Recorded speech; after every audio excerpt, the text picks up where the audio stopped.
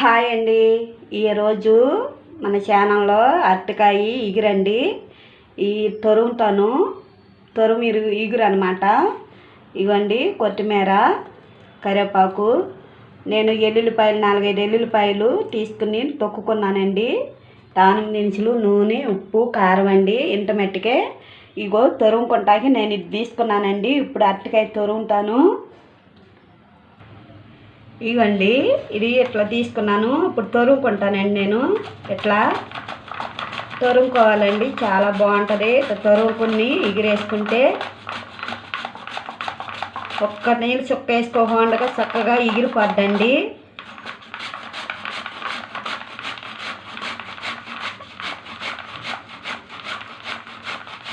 అంతేనండి. ఇట్లాగే చేసుకోవాలి అన్నీను.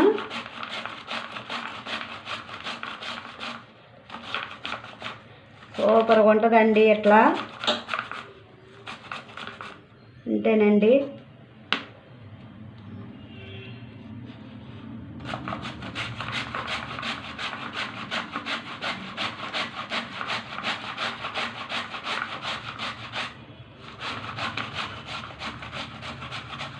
ఇవన్నీ ఇట్లాగే తీసుకోవాలండి. 2 కాయలు తీసుకున్నాను నేను. ఇదిగండి అంతా నేను తురుముకున్నా. ఇట్లా తురుముకుంటే చాలా బాగుంటుందండి. ఇట్లా ఎగిరేసేసుకోవాలి. సూపర్గా ఉంటుంది. దీంట్లో చారు అవి పెట్టుకుంటే సూపర్గా ఉంటుందండి. పప్పు చారు అయినా, సాంబార్ అయినా, రసం అయినా సూపర్గా ఉంటుందండి. ఇట్లా తురుముకోవాలి అరటికాయ. ఇదండి ఇట్లా పొయ్యి అంటించుకుందామండి. నేను ఇవి కళాయి పెట్టుకుంటున్నాను. నేను నూనె పోసుకుంటున్నానండి. 4 స్పూన్లు దాకా వేసుకున్నాను. తాలింపు దినుసులండి, కొద్దిగా పసుపు, ఉల్లిపాయ, పచ్చిమిరకాయ, కరివేపాకు కలబెట్టుకున్నాము. బ్రౌన్ కలర్లోకి రావాలండి. వెల్లుల్లిపాయలండి. ఇదే మసాలా అండి.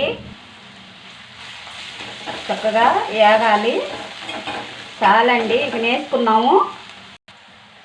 వేసుకున్నామండి. చాలా కలబెట్టుకున్నాము. మనము ఉప్పు కారమే వేసుకోలేదండి. ఈ కొద్దిగా వేగినాక వేసుకున్నాము. కలుపుకున్నాం కదండి. మూత పెట్టుకున్నాము. ఉగ్గిందండి. ఇప్పుడు కొత్తిమీర, ఉప్పు, కారం అండి కలబెట్టుకున్నాం. ఊరినే మెత్తపడిపోద్దండి కూర. చాలా బాగుంటుంది. అయిపోయిందండి కూర. ఇదిగోండి సూపర్గా ఉంటుందండి. ఇట్లా అయిపోయింది. బౌల్లో తీసుకున్నాము. పొయ్యి బంద్ చేసుకున్నాము. నేను రసం కాడ పెట్టుకున్నానండి. దీంట్లోకి కొత్తిమీర వేసుకున్నామండి పైన. సూపర్గా ఉంటుందండి. ఇవన్నీ నేను రసం పెట్టుకున్నాను. 2 టమాటాలు వేసుకుని రసం పెట్టుకున్నానండి. ఈ అరటికాయ తురుము ఇగురండి. సూపర్గా ఉంటుందండి. కాంబినేషన్ బాగుంటుంది. రసంలో నంచుకున్న, అన్నంలో తిన్నా బాగుంటుందండి. మా వీడియో కానీ మీకు నచ్చితేనండి లైక్ చేయండి, షేర్ చేసుకోండి, బెల్ ఐకాన్ కట్టండి, సబ్స్క్రైబ్ చేసుకోండి ఫ్రెండ్స్. ప్లీజ్ అండి సపోర్ట్ చేయండి.